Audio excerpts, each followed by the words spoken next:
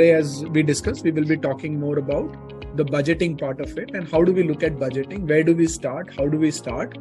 And so the first view about budgeting is to look at a top view. The top view is that you have a revenue that you will be having, which is basically last year's revenue, or based on the last year's revenue, you have a certain projection that I want to achieve a certain revenue this particular year. Now, there can be startups who may not have a yearly projection, but they may have a monthly projection, quarterly projection.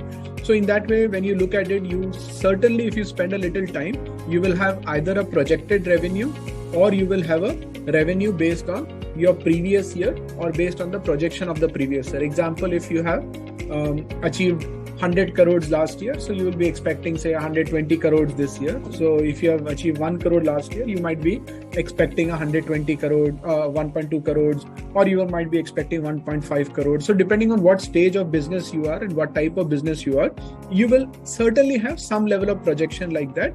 But if you are a startup and you're growing at a much higher pace, you will say that, okay, probably I want to grow 5x. And on a month-on-month basis, I will have a certain target to achieve. That is also possible. But overall, when you want to look at a budget, and especially an yearly kind of a budget, you will start with what is your total revenue projected or revenue targeted or the revenue of the last year.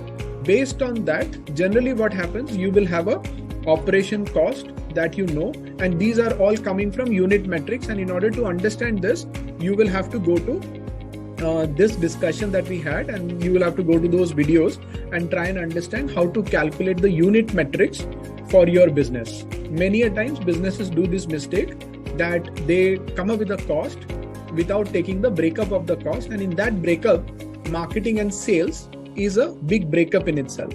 That normally you will have 20-25% added to the marketing and sales, and in some of the categories even it will be 40%. In some of the categories it might be 2%, 5%. Different industries will have different benchmarking, and we have discussed this in detail in our last videos and etc. So I don't want to go again to this, but I will certainly recommend, if you have doubts and confusion, you should go to our previous video and look at the digital marketing playbook that we have done, which is a full full funnel optimization. We have explained all of those things in detail, and we have a separate video for CAC LTV as well. So please go ahead and see it later so that you get an idea.